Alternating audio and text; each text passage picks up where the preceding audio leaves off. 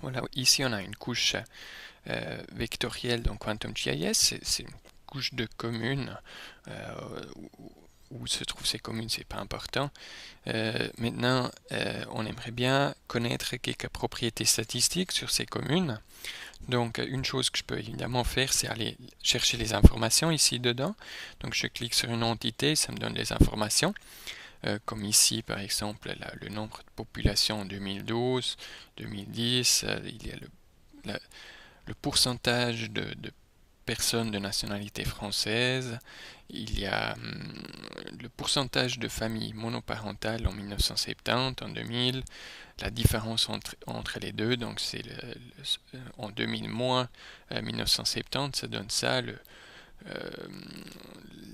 le nombre de tonnes de déchets en 2010, ainsi de suite. Il y a toute une série d'informations dans cette couche ici. Je peux aussi aller regarder la table d'attributs, comme ça j'ai une vue un peu plus d'ensemble. Je vois par exemple il y a des données manquantes à certains endroits. Et puis il y a quand même toute une série de communes. Il y a 98 communes au total.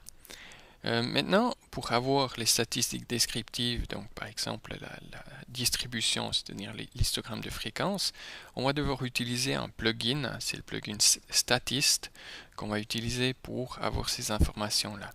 Maintenant, QGIS possède un système de plugins qui est accessible à travers le menu plugin ici, qu'on peut aller chercher, gérer et installer des plugins.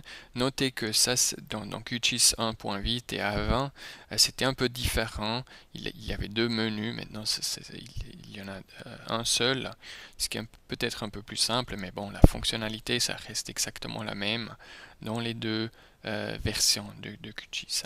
Si on ouvre ce gestionnaire de plugins, on voit ici toute une série de plugins qui sont installés et puis ceux qui sont cochés sont aussi activés, c'est-à-dire ils sont visibles quelque part dans les menus ou dans une boîte à outils ici. Voilà, donc ça on le voit d'une manière ou d'une autre. Par exemple, le FTools ici, il est responsable pour ces outils d'analyse, de recherche, ainsi de suite, toute une série d'outils vectoriels. Les GDAL Tools sont responsables pour en fait la plupart des menus raster ici, ainsi de suite. Maintenant, le statiste, il n'est pas installé par défaut, c'est-à-dire il faut l'installer d'abord. Donc je suis allé cliquer sur Get More.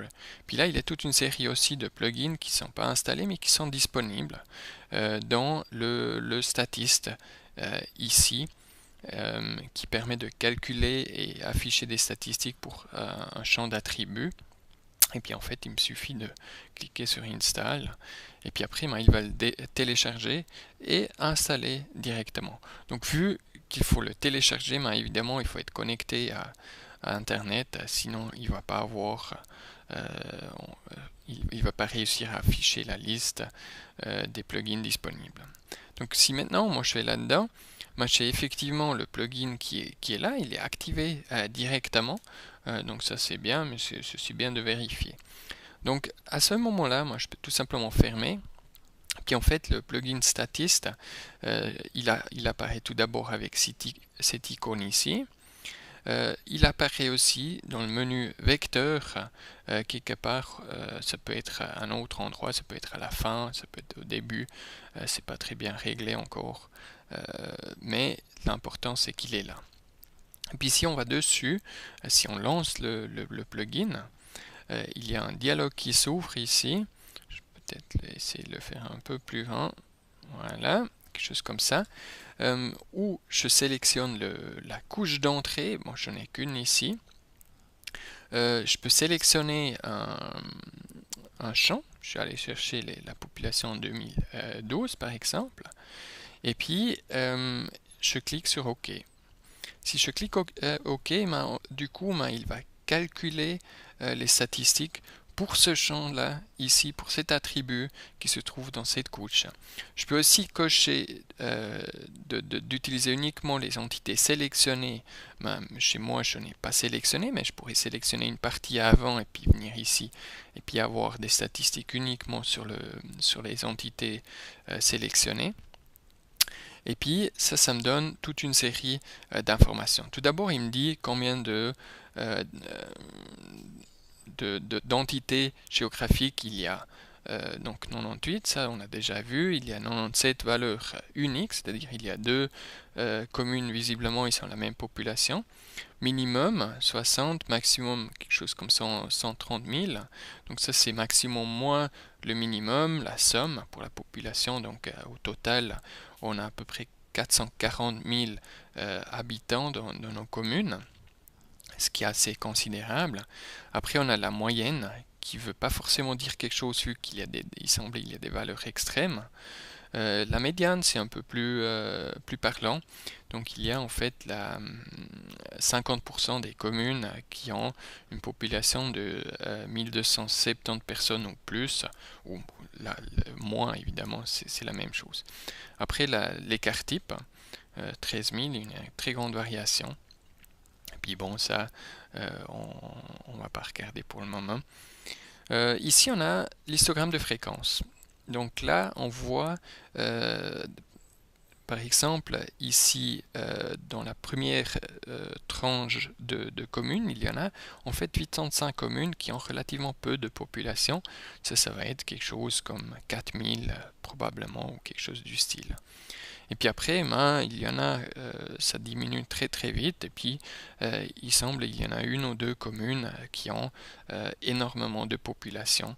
Et puis qui font en fait que la moyenne elle est artificiellement élevée. On peut exporter aussi ce graphique là sans problème. Et puis, je vais le mettre sur le bureau. Voilà. Et puis, je pense on peut l'enregistrer en PDF par exemple ici, donc histogramme population 2012 PDF, voilà, j'enregistre ça. Et puis ici maintenant je vais aller regarder sur le bureau. Ici j'ai effectivement ce graphique qui est là, et puis on peut l'utiliser par exemple dans un rapport, on peut l'éditer avec Illustrator aussi sans problème.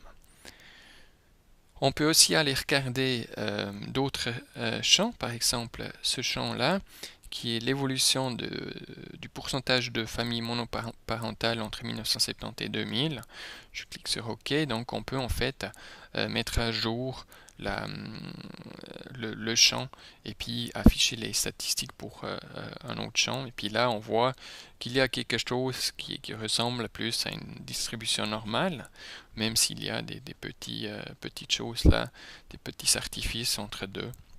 Alors voilà, donc ça c'est comment on peut changer aussi, afficher des statistiques descriptives pour plusieurs champs l'un après l'autre. Maintenant, ici dedans, il se peut que parfois il y a un attribut qui manque, c'est qu'il est de type texte, et puis en ce moment-là, il faut changer pour permettre les statistiques sur les champs textuels. Bon, maintenant ici, dans cet exemple, je n'ai pas, mais ça c'est juste au cas où qu'il y a quelque chose qui manque là-dedans.